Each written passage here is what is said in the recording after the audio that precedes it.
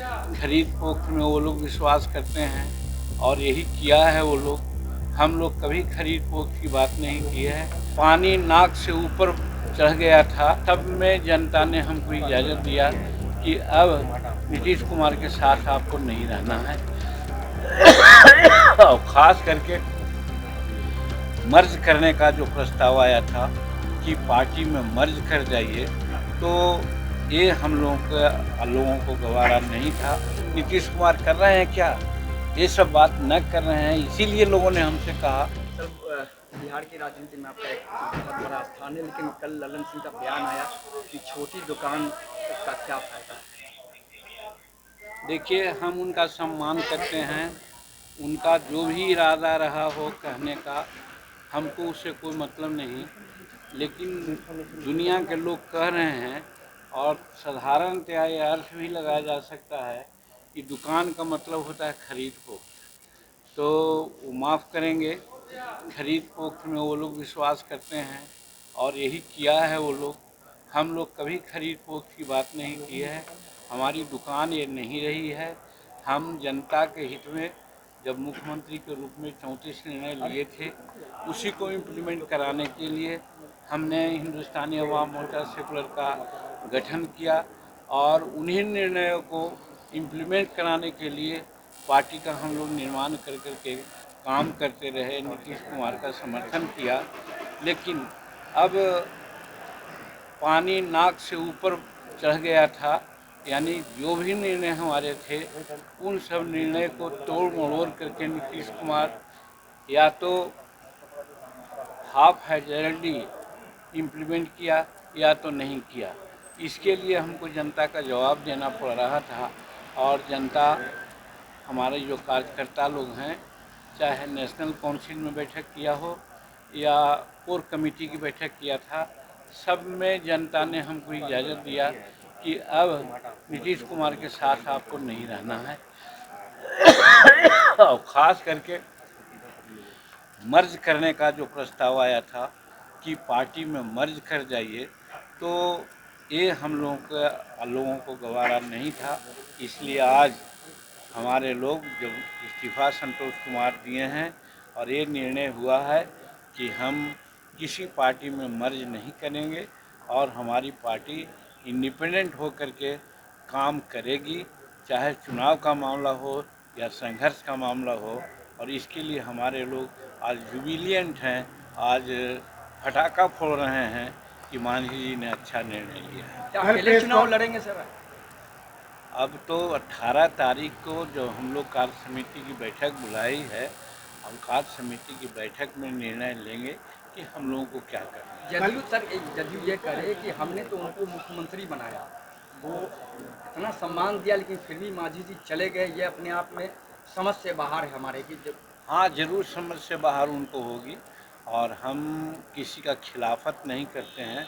हम राजनीति में सबको सम्मान देने के लिए आए हैं और सम्मान देते हैं। हम नीतीश कुमार को भी सम्मान देते हैं। लेकिन एक ही प्रश्न आप लोगों के माध्यम से पूछते हैं, जब जीतन मांझी 9 महीना बिहार का मुख्यमंत्री रहा, कौन ऐसी गलत काम थी जिसके लिए उन्होंने गैर कानूनी, गैर संवैधानिक कार्य करवा करके हमको बाध्य किए कि साहब हम मुख्यमंत्री नहीं रहे। क्योंकि लेजिस्लेचर पार्टी की बैठक बुलाने का हक होता है लेजिस्लेचर पार्टी के नेता का, और हम नेता थे और हम बैठक बुला चुके थे 19 फरवरी 2015 को। उस बैठक में निर्णय होता, लेकिन कौन ऐसी बात आएगी कि शरद यादव को मिला करके उन्होंने 13 फरवरी को बैठक बुला ली और हाई जल्दीबाजी में उसी में निर्णय उन्होंने ले लिया। तो गलतफहमी तो उन्होंने की है। उनको लगा कि जीतन मांझी ऐसा न करेगा तो दिक्कत होगी, और बात सही है। 19 फरवरी को जब राज्यपाल महोदय को हम इस्तीफ़ा देने गए थे, उस समय मेरे पॉकेट में लेटर था कि असेंबली भंग कर दें। अगर हमें महत्वाकांक्षी होती कि हम और मुख्यमंत्री रहे, तो हम 6 महीना तो मुख्यमंत्री रह ही सकते थे। हम कार्यवाहक मुख्यमंत्री के रूप में रहते अगर असेंबली भंग करा देते तो। लेकिन हम भंग नहीं किया, हमने इस्तीफ़ा देना उचित समझा।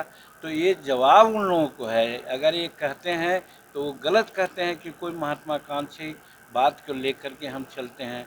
हम जनहित में चलते हैं। जनहित में वादा किया था, हमने किया था कि भाई किसान को 6-5 एकड़ ज़मीन रहने वाले किसान को बिजली माफ़ करो। नीतीश कुमार से कहते रहे, आज तक उन्होंने नहीं किया। जनता हमसे पूछती है कि आप सरकार में हैं, क्यों नहीं माफ़ हुआ। हमने निर्णय लिया था कि बच्चा क्लास से लेकर के एमए क्लास तक के बच्चियों का फीस माफ़ कर देंगे। नीतीश कुमार आज जो डेफिसिट ग्रांट होता है कॉलेज में नहीं दिए हैं, इसलिए बहुत से बच्चियों का रिजल्ट अघोषित हुआ है और उनका प्रमाण पत्र नहीं मिल रहा है। ये सारी बातें हमने निर्णय लिया था कि हम 5 डिसमिल ज़मीन गरीबों को देंगे, खरीद के देंगे, मार्केट रेट से देंगे। हम गरीबों को 1 एकड़ ज़मीन देंगे, खरीद के देंगे, मार्केट रेट से देंगे। नीतीश कुमार कर रहे हैं क्या? ये सब बात न कर रहे हैं। इसीलिए लोगों ने हमसे कहा कि साहब अब आप अगर हैं तो जानबूझ करके नीतीश कुमार से आप मिले हुए हैं, आप अपना वादा को भूल गए हैं। और तीसरी बात, आज देख रहे हैं कि दारू की नीति है, शराब नीति है। शराब नीति ठीक है, लेकिन इम्प्लीमेंटेशन क्या हुआ है?